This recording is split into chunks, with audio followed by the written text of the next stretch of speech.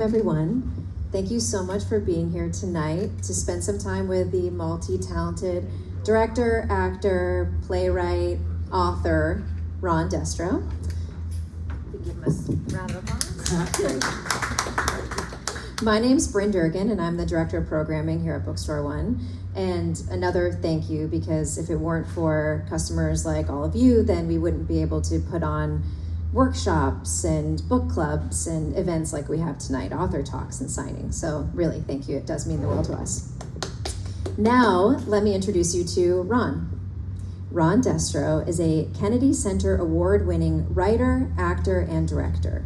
His works include the Shakespeare Masterclasses and the play Hiroshima, with an original score by Yoko Ono. His new novel, The Starre, the Moon, the Sunne, was shortlisted in the Flash 500 novel opening competition.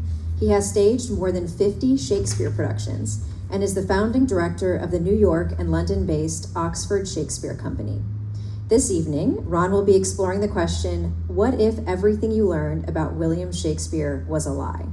A question raised in his book, where he weaves a murder mystery that posits that a certain gentleman of Stratford wasn't the author of plays like Romeo and Juliet, Hamlet, and many others. I'm going to let him tell you a bit more about the book, a little bit about why he feels the authorship question is valid, and we'll hear a snippet of his audiobook version read by Derek Jacobi. And then we'll launch into a Q&A so everyone can save their questions. And I'll turn it over to Ron. Thank you. Thank you, Bryn. I am haunted by the conviction that the divine William is the biggest and most successful fraud ever practiced on a patient world. That was Henry James on William Shakespeare. So tonight I'd like to tell you, as Bryn said, a little bit about my book, and which is first and foremost an Elizabethan murder mystery, the solving of which just happens to touch on the Shakespeare authorship question. And then I'll follow with a brief explanation of why the authorship question is a legitimate one. And then we'll listen to a little bit of Sir Derek reading the audiobook. Now, if you've already read the book, I'd ask that you not reveal any spoilers, since there are quite a lot of them. So, what if everything you learned about William Shakespeare was a lie to protect the very crown of England? My purpose in writing this book was not to prove that Shakespeare was a pseudonym, but to create an interesting, suspenseful, and fun Elizabethan murder mystery, whose solving just happens to explain how and why the Shakespeare pen name was created. 1624 London, a brave printer is executed, a portly poet kidnapped, a Stratford-upon-Avon grave emptied, King James is put into a panic, many swashes are buckled, and things are never as they seem, all because brave Nicholas and clever Valentina are about to discover and reveal the true identity of William Shakespeare. Now, this is a timely tale that touches on the powerful love of fathers. That's very important in this book. The perils of the plague, the joys of turnips, and the mysterious life and tragic death of the Bard of Avon. It is a mostly true story of suspense and humor. So the story begins with the lovable and portly poet narrator Arthur Taverner, waiting for his dear friend Nicholas to come rescue him from his jail cell, while he protests that he is as innocent as a newborn babe from Bingley. Nick arrives, but to the poet's great surprise, Arthur is attacked, and then reveals in flashback how this strange story began. Nicholas, Arthur, and the clever and beautiful Valentina had set out on a search to learn why Nick's printer father had been executed by King James, preventing him from printing a secret pamphlet about William Shakespeare. Now, after Arthur is kidnapped, Nick and Valentina enlist the help of his lawyer brother Martin Taverner in order to find Arthur.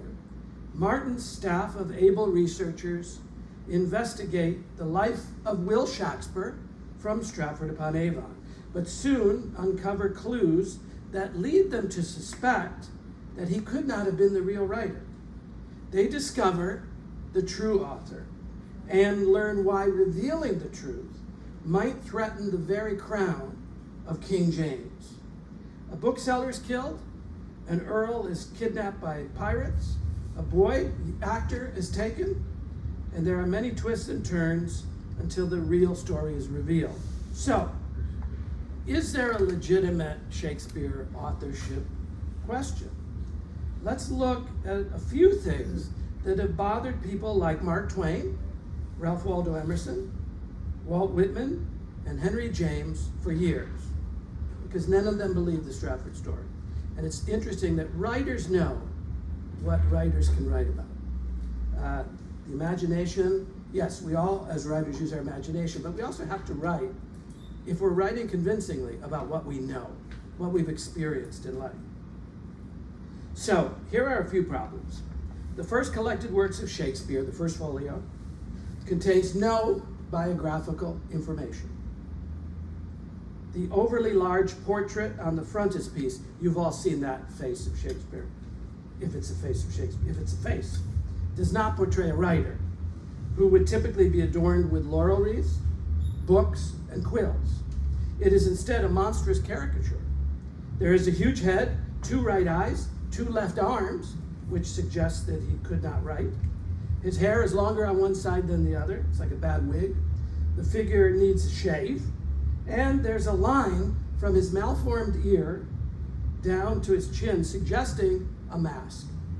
It's a joke portrait, even though the engraver, Martin Droshow, drew other famous writers to realistic perfection. Gainsborough claimed, "I never saw a stupider face." Mark Twain noted it resembled nothing so much as it resembles a bladder.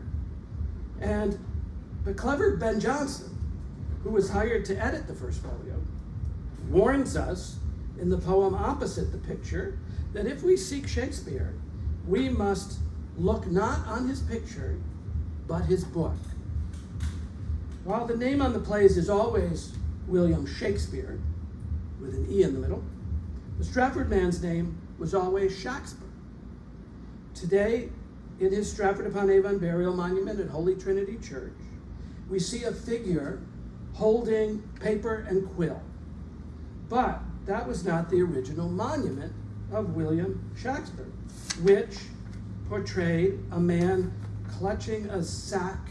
It looked like a wool sack or a grain sack. So why was it changed? And interesting, by the way, why did they not bury Shakespeare in Westminster Abbey at Poets' Corner with all the other famous English writers? There is no record that Will Shakespeare, so I'll call the Stratford man Shakespeare, because that's how his name was usually spelled. There's no record that Will Shakespeare ever attended one day of schooling. He did not go to university, we know that for a fact.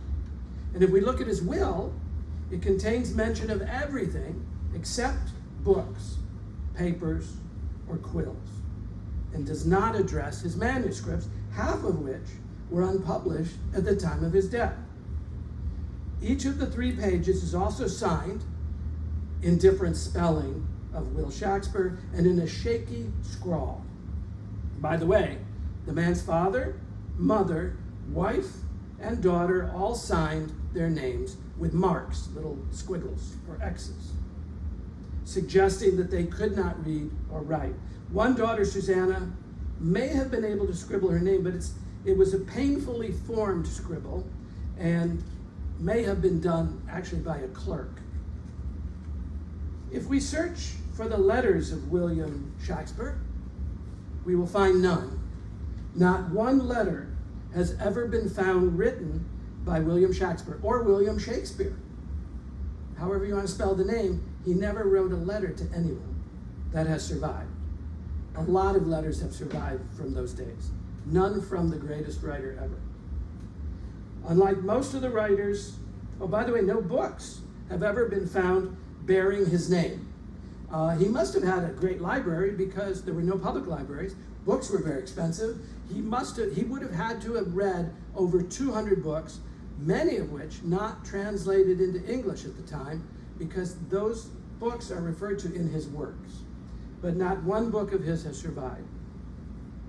Unlike most writers of the day, no documents written in his lifetime mention the writing profession. They do, however, show he illegally hoarded grain, he enclosed public lands for his own use, he evaded his taxes for 3 years in London, and he was, now get this, the writer of The Merchant of Venice was a moneylender, constantly suing people who did not pay up fast enough. Those are the documents he leaves behind. When he died in 1616, there were no eulogies or funeral procession in London like those given for other famous writers and actors. No one seems to have noticed. Not one dog barked. The sonnets themselves tell us that while the works will live on, my name be buried where my body is. And then he also writes, I once gone, to all the world must die. So why would his name be buried unless William Shakespeare isn't his real name? Why would he be telling us this?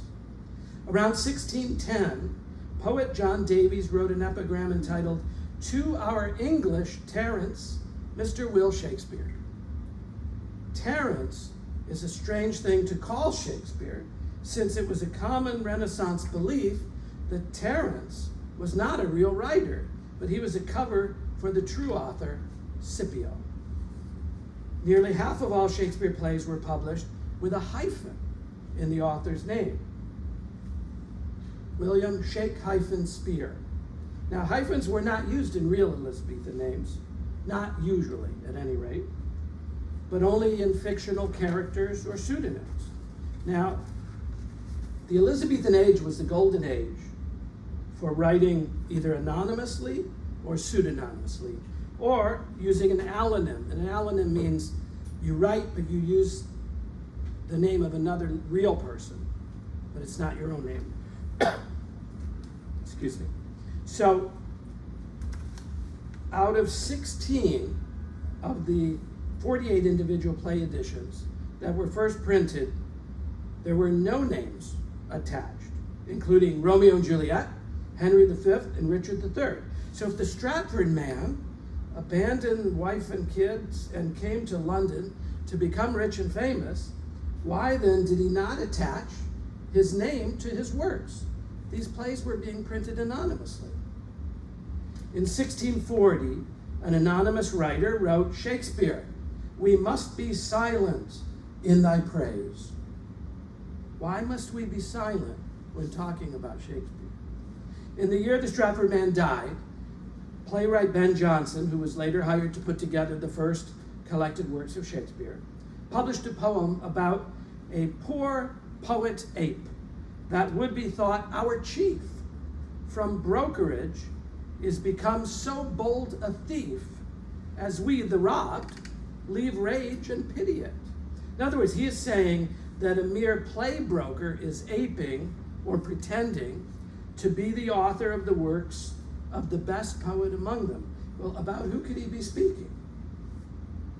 In 1615, poet Richard Blaythright, who hid behind the pen name Corambius, which was a pseudonym that was not discovered until 200 years later, wrote that the finest plays of the Elizabethan age were shadowed in a borrowed name. In 1597, Elizabethan satirist Joseph Hall suggested that the author of Venus and Adonis shifted his writings to another's name. In 1607, William Barkstead paid tribute to Shakespeare. Speaking of his muse, he writes, his song was worthy merit, Shakespeare he. Past tense in 1607, even though the Stratford man lived until 1616.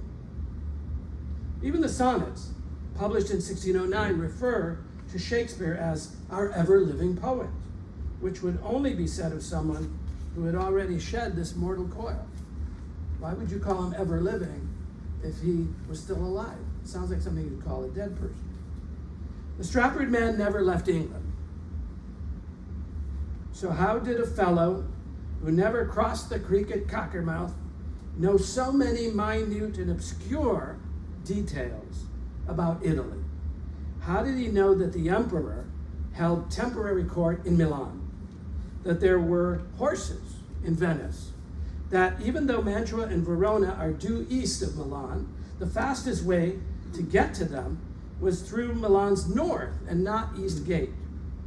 How did he know the precise distance between the Palace of Belmont and Venice, or that there's a statue on the Rialto called El Gabbo, the custom of giving a dish of doves, or begging for souls cakes at Hallows, that poor Italians drank ale and not wine, that they like bacon, not Francis Bacon, that there are flint streets in Verona, or floor tiles in Siena Cathedral depicting the 7 ages of man.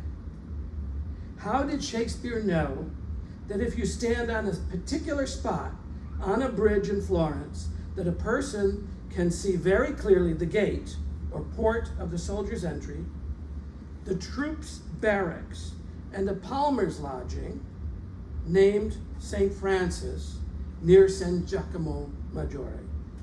Despite the fact that a documented literary trail exists for 24 other Elizabethan writers, because you can say, well, we don't have evidence for anyone in those days. Well, we have evidence from 24 of other Elizabethan writers, such as Nash, Munday, Heywood, Lilly, Chapman. We have no evidence that somebody named William Shakespeare ever received an education, corresponded in letters, was paid to write, had a relationship with a literary patron, left behind original manuscripts, left handwritten inscriptions on literary matters, wrote commendatory verses, owned any books, was referred to personally as a writer. See, the Stratford man, no one in Stratford ever called him a writer. All the documents we have in Stratford refer to him as someone dealing with grain. He was not referred to as a writer at the time of his death, like many of the other writers were. Writers know that while an inventive imagination is crucial, one writes about what he or she knows from experience. Shakespeare had an encyclopedic knowledge of mythology, botany, physics, astronomy, Greek, Latin, French, Italian, was obsessed with Italy, had an intimate knowledge of the workings of the royal court. He cared passionately about kings and queens and the right of the crown. Famous doubters of the Stratford attribution have included Anne Rice, Claire Booth Luce, David McCulloch, Daphne du Maurier, James Joyce, Benjamin Disraeli, Charles de Gaulle, Prince Philip, Orson Wells, Leslie Howard, Helen Keller, Sigmund Freud, Charlie Chaplin, Derek Jacobi, Michael York, Mark Rylance, John Gielgud, Keanu Reeves, Supreme Court Justices Stevens, Powell, Blackmun, and O'Connor. However, so let's say there's enough doubt about this man. There was an Elizabethan nobleman who was nicknamed the Italianate Earl, whose writings in 1586 were called the most excellent among the rest of lords and gentlemen with poetic skills in the Queen's court. In 1598, his plays were called best for comedy, despite the fact that none of his works seem to have come down to us with his own name attached. But in 1589, an anonymous book called The Art of English Poesy gives us the reason for that, explaining that some courtiers write well, but suppress it, or else suffered it to be published without their own names to it, as it were a discredit, a disgrace, for a gentleman to seem learned and to show himself amorous of any good art. And some noblemen, it says in this book, have written excellently well, as it would appear if their doings could be found out and made public with the rest. Thus, writing noblemen used pseudonyms for the sake of honor. The man these books named lived in an area of London. He lived near an area of London called Stratford, and had his plays presented to the king and queen at Hampton Court Palace, which was popularly nicknamed Avon. So the words Stratford and Avon, which appear in the first folio but not together, different pages. It doesn't say Shakespeare is from Stratford upon Avon. One page it says you have a Stratford monument. Another page it says you are the Bard of Avon. Well, the Bard of Avon means the poet of Hampton Court Palace. And Stratford, if you were talking to someone in London 400 years ago and said, I'm going to Stratford, they would think you were going to where this nobleman lived, not to a small town a 4 days horse ride away. So both Stratford and Avon refer very cleverly to both men. And Ben Jonson was a very clever and deceptive writer. So, who was this mysterious author they named in the books? Who was it that was praised best for comedy, the most excellent among the rest? Well, it's in my book. And I hope you'll read it. So, first we're going to hear just a short... I think actually we, instead of listening to the snippet of the audiobook first, Okay. I can tell some of you have questions, comments, great. so let's get to that first, Oh, okay. and then we can hear from the audiobook. So Okay, and- if any of you have any questions, comments, then feel free to raise your hand, and Ron will call on And you. just remember, if you've read the book and you know the spoilers, if you could not, there are a lot of them, so if you cannot mention those, because hopefully someone here will read it, who hasn't, but if you want to talk privately, because I know you've read it, sir, if you want to talk privately about the spoilers or anything, I'd be happy to do that. So I won't mention any of the things that perhaps were inconsistent in your book. Okay, Okay. all right. But as you know, not only, as I mentioned to you when we were talking before, Sir Francis Bacon, even Queen Elizabeth, Christopher Marlowe, and like 70 other people Yes. have been attributed to be the Shakespeare, the real Shakespeare. That's right.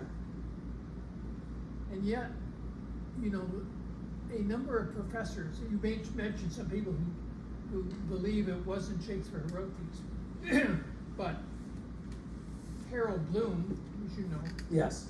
the professor from Yale, and a scholar of Shakespeare, Yes. who wrote a 725-page book explaining and critiquing all of his plays, mentions nothing about anybody else being the author of Shakespeare's play. True. And then, not only that, but several other people wrote a book. There was Peter Alexander, Mhm. who wrote the introduction to Shakespeare. He doesn't mention it either. Right. And then there's T.S. Eliot, and Samuel Johnson, Yes. and William Hazlitt, A.C. Bradley, Harold Goddard, and even John Gielgud in his book about his career, Yes. which I read, Mhm. doesn't mention. I can explain why. Okay. John Gielgud, because part of our I don't know, movement or whatever. It's not a cult. Don't worry. You don't have to join. But there are a lot of actors that we kind of hang out with and just last week I was in London with Derek Jacobi and Mark Rylance, who are both doubters, and so a lot of them. Well, Derek knew John Gielgud very well, and Michael York, who's another friend and doubter, and they have said that John did not see. A lot of us have to stay in the closet about this because we don't want to be accused of being crazy and nuts and all this. But John said, at my time of life, I don't want the debate. So he decided not to go public. But John Hurt went public, and a lot of other people have gone public. Orson Wells.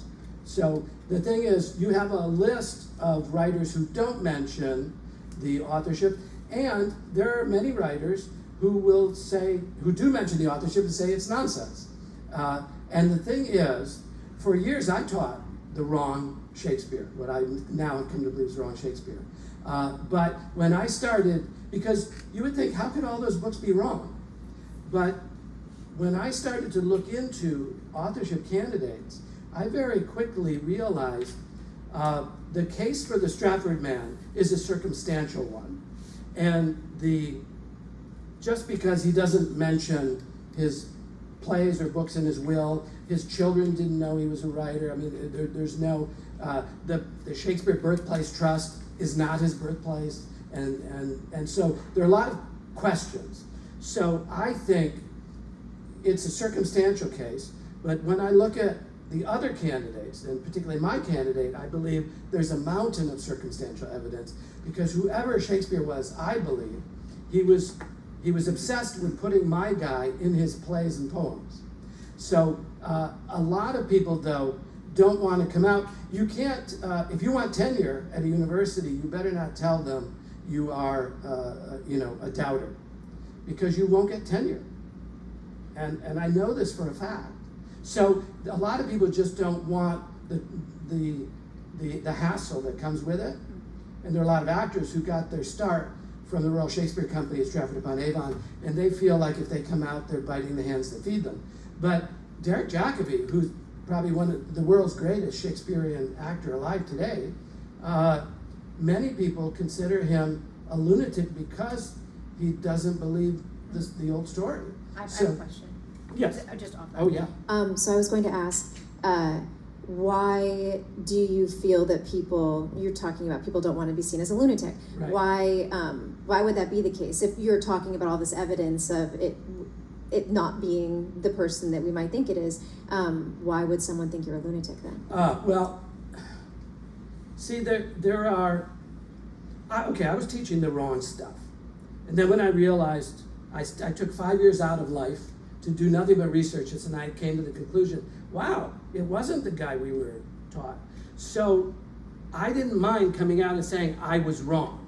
And I think a lot of professors don't like to do that, especially because their reputations are built upon all those books that they wrote saying Shakespeare probably did this and he may have done that. There's very little we know for certain about Shakespeare, the greatest writer in history, and we know so little. That in itself is suspicious. So, but what we do know about him tells us, I don't think he was the guy who could have written this or could have written anything. And he didn't teach his daughters how to read and write. I mean, it's just silly. So I think they are protecting their reputations and all the books that they've written, and so they don't want to have anything to do with this. We are likened to Holocaust deniers, and moon landing deniers. Oh yeah. Yes, sir. You said nothing is known about his education. There's no record of him being educated at all. Yes. I recently read a book called Will in the World Right. by a Harvard professor. I think his name is Greenblatt. Greenblatt. Yep. And he speaks extensively about Shakespeare's education. So Yeah. he went to school 100 yards from where they lived. He Right. went 10 hours a day, 6 days a week. It was primarily in Latin. Yes. Greenblatt is lying. And I tell you that there are no records from that period from the school. So he is making it up because he's presuming he went to school there. But here's the thing. I tell you why I think it's very unlikely he went to that school. Basically it was Latin translation in grammar school. You had to know English pretty well to get into that school because you were then going to translate from English into Latin. Who at home, his illiterate mother or his illiterate father, taught him English? And by the way, his father owned a farm outside of town. He probably would have needed that kid on the farm and not sent to why would he care if he goes to a school? Why is he going to be educated? So there is absolutely no evidence that he went to that school, and I don't think he would have been accepted given his apparent lack of an English grounding. at home, or he didn't have, we don't know about any tutors or anything. And we know for certain he did not go to university because they do have records back then. I suspect the records were destroyed when they found that he didn't go to that school. Remember, there's a lot of money. This is an industry. Stratford-upon-Avon is the second biggest tourist destination in England after London. So, there's a lot. It's a Shakespeare Disney world. So there's a lot of money to be lost if people realize that that's not their man, I think. Yes? Yeah, I have a question. So what made you decide to write fiction rather than, because you have all these facts Right. and you did all this tons of research, why not just Why write a non- fiction? Yes. Well, because I just sort of stand on the shoulders of giants. A lot of my friends have written all those nonfiction books, which go through all the evidence and the historical. That's too much work for me. Making sure every date and month and, they've all done that work. This is more flexible. This is more fun, I think. Okay. I tell you why. I remember going to see Shakespeare in Love, the movie. Yes. And when I came out, I realized what's great about that movie, it's not because it's about Shakespeare, even though it's the wrong Shakespeare, but what's great about it is it's just a very good romantic comedy. So my thinking was, why don't I write a really interesting murder mystery, an Elizabethan murder mystery about a printer who's going to reveal the secrets about the real Shakespeare. And then, of course, King James is put into a panic because he doesn't want the story to get out. And so the printer is executed, and it's left to his young son to try to find why his father was taken. And he finds some clues as to the fact that the pamphlet, he only finds scraps after a fire, and he realizes that it had something to do with Shakespeare, and that sets him off asking questions about Shakespeare. And so I wanted it to be a book that even people who know nothing about Shakespeare could enjoy, just from a murder mystery standpoint. And then they might learn a little bit about the history, or what some might call an alternative history, but what I believe is the real history. And so and also a lot of my friends, their books are very academic. So it's hard for a general reader to understand and appreciate. So I just wanted to write something fun. Yeah, and one more, just based on your research, do you think it's one person, the mystery person? Oh, that's a good wrote this, question. or it's a Right. combination of, Yeah, Mark Rylance believes it's a group theory, I think. No, I think, Shakespeare was so brilliant, so unique. The guy that I advocate actually did go to school. He had private tutors from the time he was 4, the greatest tutors actually in the country. And then he went to Cambridge University at the age of 8. And then Oxford University, he graduated his bachelor's at 14, his master's at 16, then went to the Inns of Court to study law, and had all these brilliant writers tutoring him. So, but Shakespeare, his vocabulary was double that of the next greatest writer, who I think was Milton. Shakespeare's vocabulary is about 20,000 words. Milton, the Geneva Bible is about King James Bible is 8,000 words. Milton was about 7,000 words. So this is a man who knew Latin, Greek, French, Italian. I mean, this was this brilliant mind. And not just born brilliant, but he was educated. So Does he have a name? it's in the book. It's in the book. Yes, he does have a name. We know his name. But so I think if you read the plays and poems, you will hear one voice primarily. There are certain scenes in Macbeth and I think Two Gentlemen of Verona that sound like they're written by Fletcher. So what I think is he wrote all the stuff himself. He was constantly rewriting, and that's why we have the first quarto of Hamlet and the second quarto of Hamlet came years apart. And so he doubled the size of Hamlet. To be or not to be, aye, there's the point. That's the original line.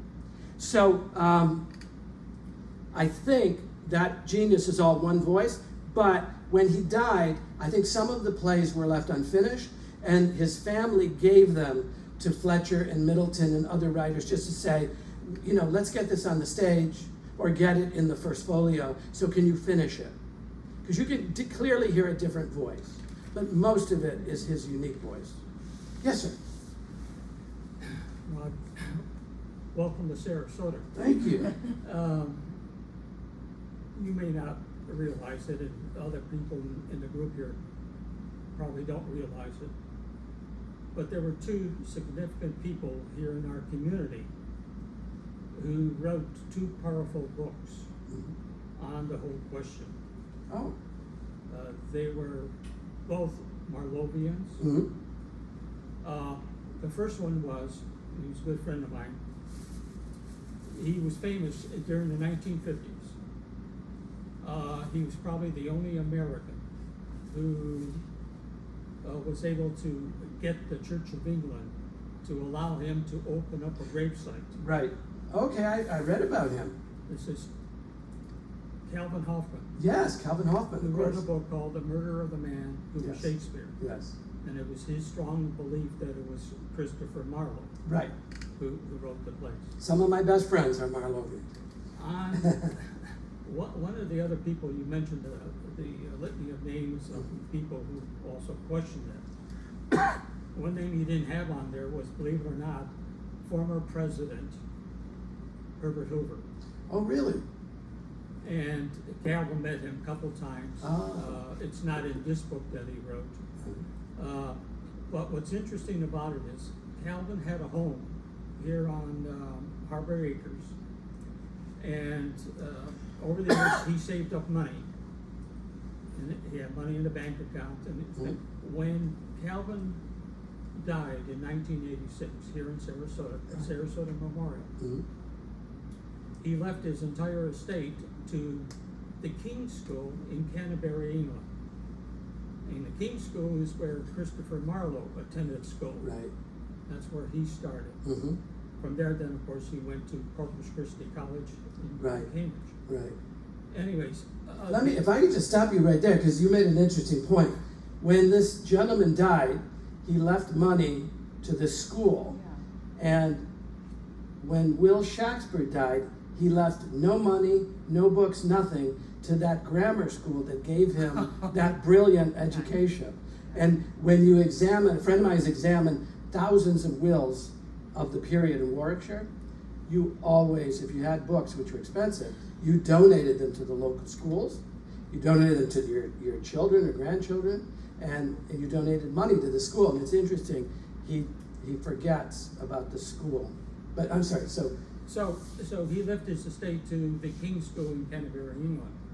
And what they did is they have established a fund there in which the school advertises and gives out an annual literary prize to the person who could come up with the best essay speaking about Marlowe. Oh, terrific. And the thing. The prize is worth about $10,000. Unfortunately, the prize, the term of it starts in September, every September. right. If you would go to the Marlowe Society of England, their website, they do have a section there where you get the information about if you want to enter the competition. Oh, terrific. So this has been going on since probably 1987, 1988, and everything. And I think Rylance, is it? Yes. I think he was one of the adjudicators Yes. at one time. Yeah, he's big on Marlowe. I was just with Roz Barber in London, and Roz is a big advocate and written a lot about Marlowe. Right. So Calvin was here in Sarasota, and he was a good friend of mine. The second person who was also a good friend of mine who lived here, her name was Roberta Ballantyne, and she wrote a book over 600 pages here, Wow. Marlowe Up Close. And what this is about is Roberta tracked down information and letters and everything, and she was convinced that if you know the story about what Calvin believed, that Marlowe was going to be brought up on charges of heresy Right. by the Privy Council. Yeah. And Thomas Walsingham and the other spy network, they got him out of the country before he had to go back to the Privy Council. Right. He would have been burned at the stake, possibly. Yeah. And so Marlowe then went to Italy and France and would write these letters back to various people. Mm-hmm. And so she claims there are a number of ciphers, Yes. and because there was a huge spy network in which Christopher Marlowe was engaged as a spy Right. on behalf of Queen Elizabeth, because of the issues regarding the Catholics and the Protestants. I tell you what I think about Marlowe, because I saw there was a documentary called Much Ado About Something. And my problem with Marlowe is that throughout the documentary, everything they said Marlowe could have done may have gone to Italy, because there was some suspicion about his death in the inquest. But everything they said he might have done, which would qualify him as Shakespeare, we know that my man did do. Because my man did live in Italy for 18 months. And so, but I'm open to all these candidates. But, eventually you sift through them. And just the fact that there are so many candidates tells us there's a serious question about the Stratford story. What other questions? Yes.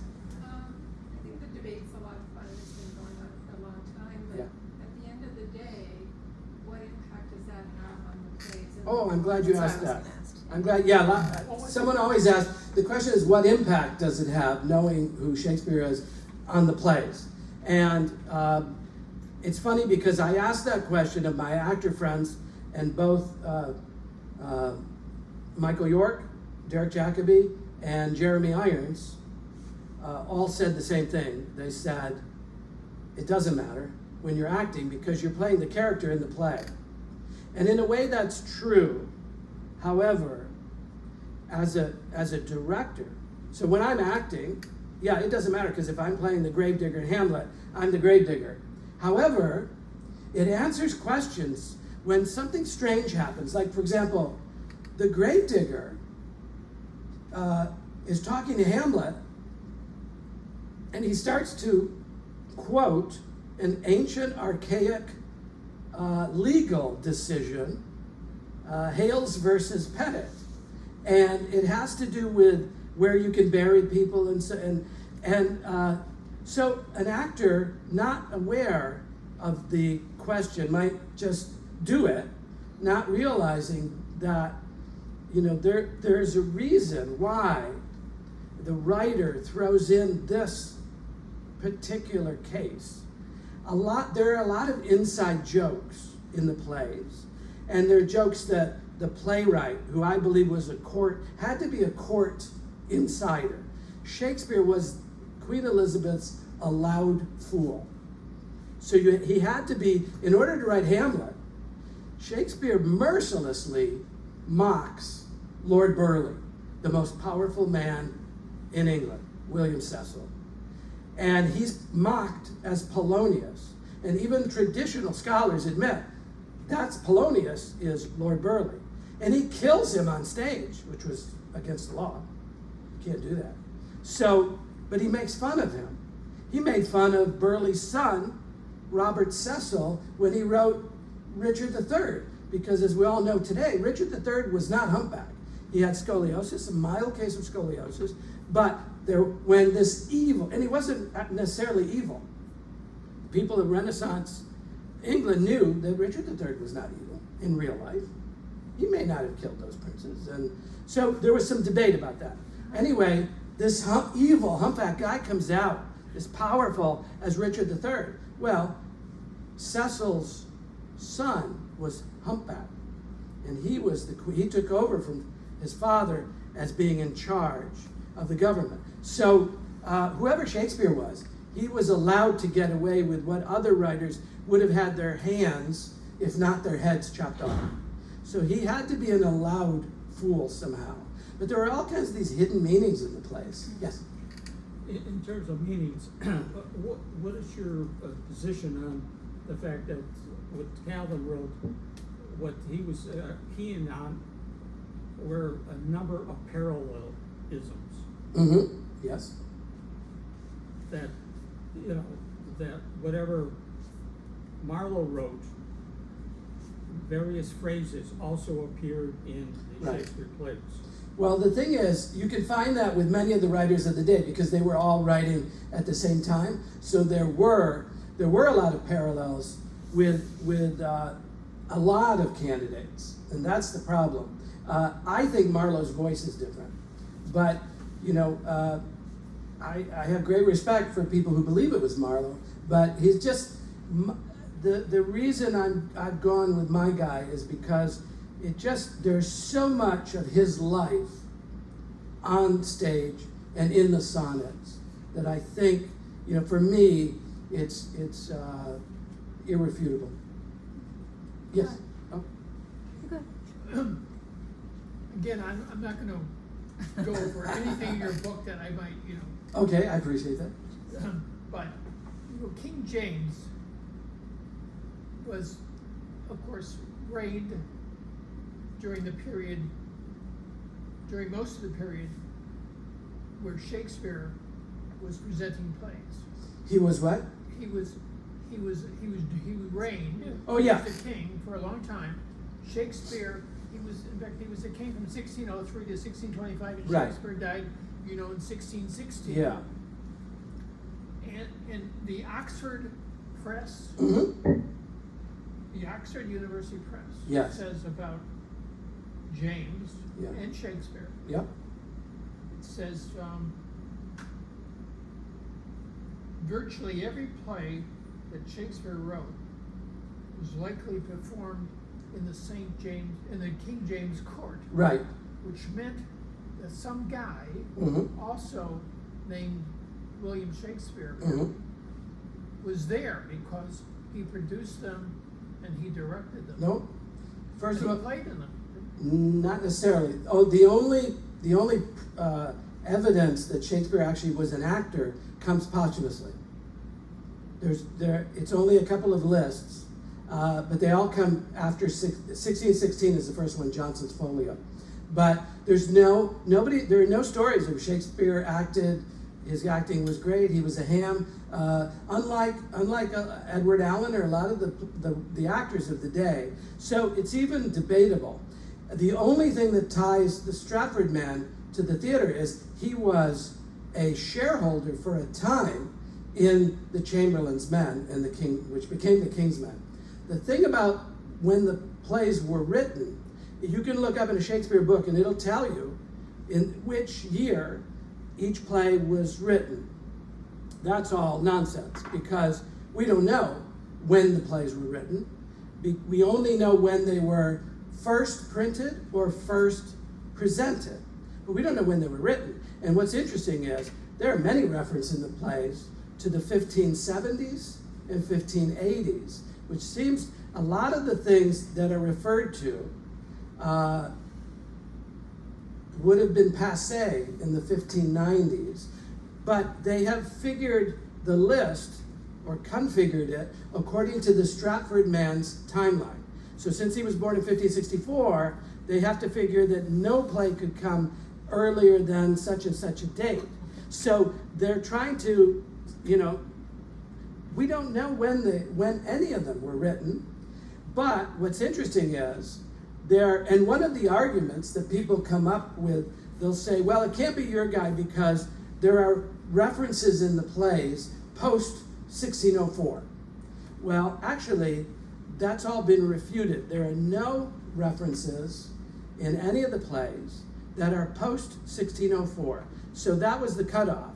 And traditional biographies of Shakespeare used to say, they don't dare say this anymore, but they used to say, it appears that Shakespeare retired at the height of his fame at around 1604, left London, went back home to Stratford. Well, why would he retire at the height of his fame and stop writing? But there's nothing in the plays post 1604. So that looks like that's the cutoff. Now, King James in 1604 and 1605, Christmas season, he presented, I think, 9 Shakespeare plays at court. King James loved Shakespeare. What's interesting was, that was the year that my man died, 1604. Then suddenly King James not only has a Shakespeare festival at his court, but my guy's daughter is getting married at court that Christmas. So it was like a celebration. And the people who paid for the first folio, the people who cared to gather all these books of Shakespeare, put them together for the first time, the first collected works of William Shakespeare. They're 2 brothers, the noble brethren, the Earls of Pembroke and Montgomery. Well, one of them was married to the daughter of my guy. One of them was considered to be engaged to the other daughter of my guy. My guy had 3 daughters. Sound familiar? And so, but anyway, so it was my guy's family who cared enough to get all the plays. It was a very expensive endeavor. It took them a couple of years to print that book. It was very expensive. And they put up the money to get this book out. And it was the family of my guy who cared enough to make sure that the Shakespeare name would live on forever. I have another question. Oh, yes. I wonder how you feel about the saying that reality is stranger than fiction, because a lot of the arguments that you posited today or this evening have been sort of like, logic based. This Yes. would make more sense. This would make more sense. Why wouldn't he have done this? Why would he have done that? And I wonder how you feel about that, about like the unpredictability of human nature versus, you get it, logic. Well, it's kind of like people always say Occam's razor, right? That the simplest solution is probably the most likely. But something very interesting. I was talking with Alexander Waugh, who's a Shakespeare researcher. His grandfather was Evelyn Waugh. And Alexander said, yes, Occam's razor is the simplest solution. But he said, that means after you examine the evidence. So you look at all the evidence and then you come up with the simplest answer. So it's not just, well, it's got the name William Shakespeare, and here was a guy, William Shakespeare, and in the book, it says Stratford and it says Avon, and so it must be William Shakespeare, Stratford upon Avon. Well, the original bust, remember, when they buried that guy, and there was no big celebration when he died, it shows him as a grain or wool dealer in the town. And it was only when David Garrick, in the 1750s, I think, went to Stratford upon Avon to create the first Shakespeare Jubilee. And there was money to be made. And he looked at the town, he said, you better clean it up. And he said, this monument, this doesn't look like a writer, so fix the monument. We think that's when they put the quill in the paper and they changed his face and so forth. So there was just a lot of deception because there's money to be made. Okay, one more question. A Columbia prof named Shapiro wrote a book Yes. called The Year of Lear, Yes. 1606, Mhm. and he thinks Willie wrote, Yes, he does. Lear, Oh, yes. Macbeth, and Antonio Cleopatra in 1606. Well, here's the thing about, a lot of people say, yeah, well, Macbeth is Scottish, therefore it was an homage to King James. I forget who said it. One of my friends said, writing Macbeth in honor of King James is like writing The Sopranos in honor of Italian Americans. Macbeth is about the murder of Lord Darnley, who was James's father, wasn't he? He was married to Mary, Queen of Scots. And she was implicated in his murder. So Shakespeare is writing a play about the murder, about King James's mother murdering his father. And I can't go into all the whys and wherefores, but there was a document at Lord Burleigh's house. It was the official inquest. And on the paper of the inquest, there's a something that reads knock knock on it, and then there's a dagger drawn floating in the air above the bodies. So it's pretty clear that whoever Shakespeare was probably was hanging out at Lord Burleigh's house. My guy lived there, by the way, and that he saw this document and was inspired to write it, but he would have written it in support of Queen Elizabeth, who had Mary executed. So the thing about Shapiro's book, not only that book, there's another book, Shakespeare Beyond Doubt is another book. I forget if that's Shapiro or Greenblatt or one of them. There are two books that were written in answer to the year and to Shakespeare. One is called Shakespeare Beyond Doubt, ? And the other is, I forget the title, but it's about the year. It says year something. You can find it on Amazon. Anyway, a bunch of scholars, authorship, doubter scholars, got together. They went through Shapiro's book, chapter by chapter, and found mistake after mistake after mistake, just in facts. And someone said it was like it was written by one of his grad students, because it was just so full of errors. And I've read those books, and it's amazing how they just say, he says this is why it's wrong. And they support it with, it's all primary source documents. And so that's why I cited you so many primary source documents, because it means it wasn't that people have started questioning this in the mid 1800s. It was people they had to be careful what they said about Shakespeare, because Queen Elizabeth was a dictator, and you get your head chopped off very easily. So you had to be careful, because he was revealing court secrets. So you had to be careful what you said. But all these writers from the 1580s onward were writing about borrowed names. And, they called him a batillus, which is a mask. So, interesting. Can I ask one more question? Sure, yeah, last question. Last- It is, I just want to make sure we have time to do some signing. It's already 8 o'clock. Well, I'll stay outside for hours. This is a subject they say don't get them started on. Just real quick, Yeah. because you mentioned earlier, you said it's a controversial, Yeah. and it's a lot of people like your denier and all that. Oh, yeah. So, what is the reception to your book so far?